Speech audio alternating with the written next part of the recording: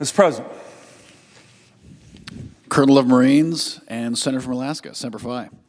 Thank you, Mr. President. I want to thank my colleague, Senator Blumenthal, and the presiding officer for his great service as well. We do know the Marine Corps is part of the Department of the Navy, so we're all related here. I won't say what I used to say to my father, who was a Navy officer, but in response to that. But it is an honor to be on the Senate floor here with Senator Blumenthal, my colleague and fellow Marine. You know, there's a lot of frustration going on here in the Senate. We're trying to get this government reopened, pay our workers. People are suffering, but I do think it's also important to switch gears, come down here in a bipartisan fashion to pass Senate Resolution 124 by Senator Blumenthal and myself on commemorating the 250th anniversary of the United States Marine Corps, a truly remarkable milestone by one of America's most remarkable institutions. And that happens tomorrow on November 10th, our birthday, the Marine Corps birthday. Now, we Marines, Mr. President, you know this, take our November 10th birthday very seriously. No matter where Marines are, anywhere in the world, deployed, they always take time to celebrate the birthday of our beloved Corps on November 10th. Everybody in the Marine Corps wishes each other a happy birthday. We also are kind of proud of the fact that we're the only military service that was founded in a bar. Yes, that's true. Tun Tavern, Philadelphia, PA, was where the Marine Corps was founded. And at our birthday celebrations, we do a lot. They're great celebrations. If you haven't been to one, anyone watching, I encourage you to go to a Marine Corps birthday ball. You will have the time of your life. You will come away filled with a sense of patriotism and pride, whether you served in the military, in the Marine Corps, or not. You will love it. At these birthday celebrations, we, of course, as Senator Blumenthal mentioned, remember our fallen. We recommit ourselves to keep the Marines the world's finest fighting force, which it is and has been for decades. And we take time to recognize not just the Marines present, but in particular, the oldest and youngest Marines present. We have a very solemn cake-cutting ceremony. In fact, after the birthday cake is cut, with the Menmuk sword, the guest of honor presents the first piece of cake to the oldest Marine present, and then he hands that piece of cake off after he takes a bite to the youngest Marine present, signifying the passing of heritage and culture and tradition from one generation to the other. Now, Mr. President, last night there were two special Marine Corps balls that I cared a lot about. One, the one I really cared about, was in Anchorage, Alaska, hosted by Delta Company, 4th Law Enforcement Battalion. I was very honored and set to be there as the guest of honor last night. This is an Alaska Marine Corps ball. We have such a great time. I've been going to that ball for years with my wife, my daughters, friends, fellow Marines. And alas, given the work that we're doing here in the Senate to reopen the government, I was not able to attend. A huge disappointment for me. Really, really wanted to be in Alaska with my fellow Marines and my family. There was also another Marine Corps ball, Mr. President, last night. It was actually in D.C. here, the Commandant's Ball.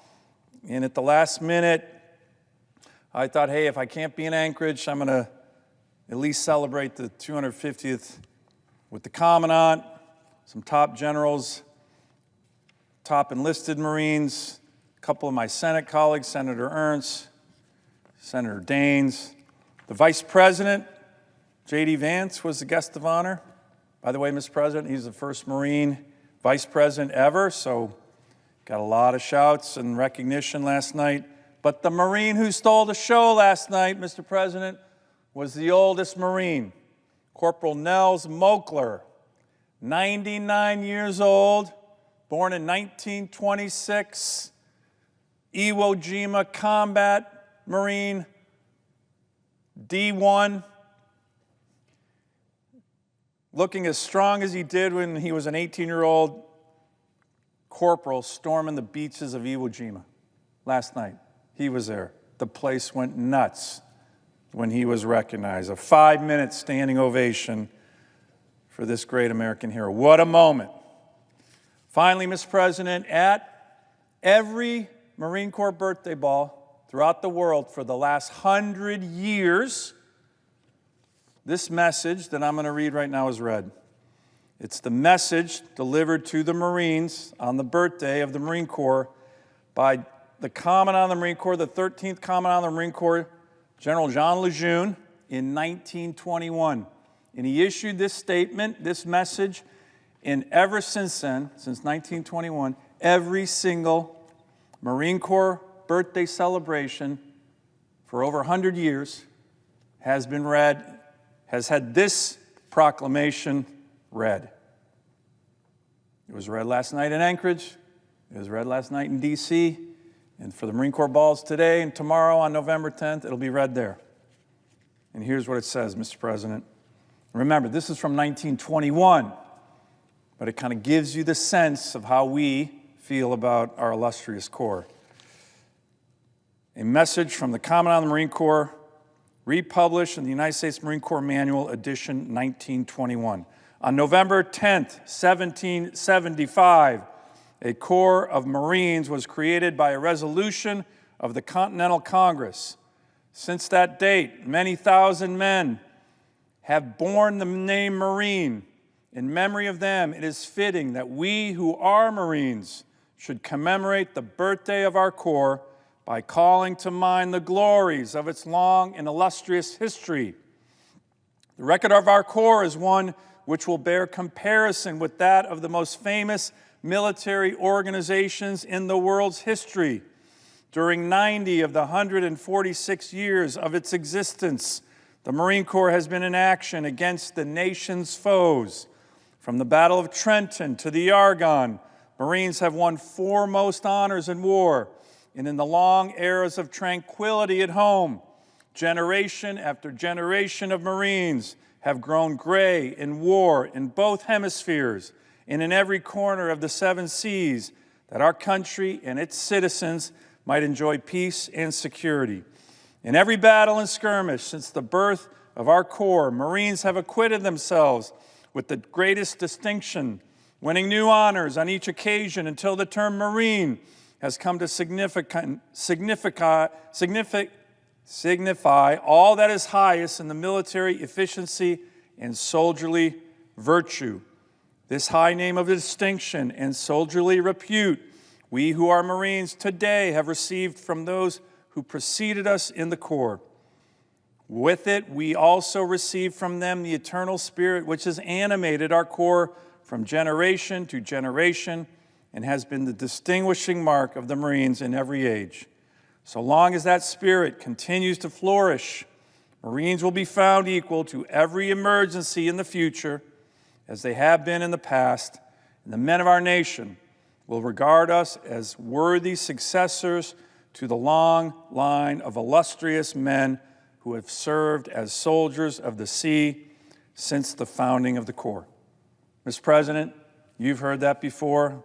That's the message for the Marine Corps birthday from the Commandant of the Marine Corps, Jean Lejeune, issued in 1921.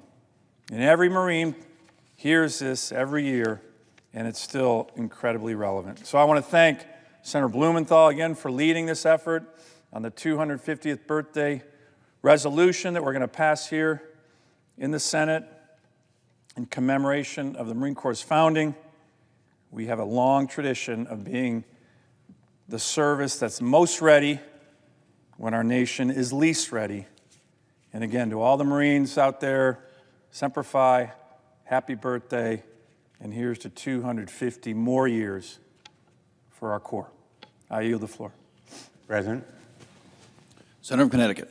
Thank you, Mr. President. I thank my colleague from Alaska for those very powerful words from himself and the Commandant, and as he has remarked, this Marine Corps birthday always has enormous personal meaning for all of us who have served in the United States Marine Corps, including for my son, Matthew, who was in Helmand Province. I'm hopeful that he will invite his younger brother to one of the Marine Corps balls. Michael served as a Navy SEAL, and this occasion is joined by our colleagues, Senators Gallego and Young, also Marines, and I'm sure is supported by others in this body, in the House of Representatives who have served.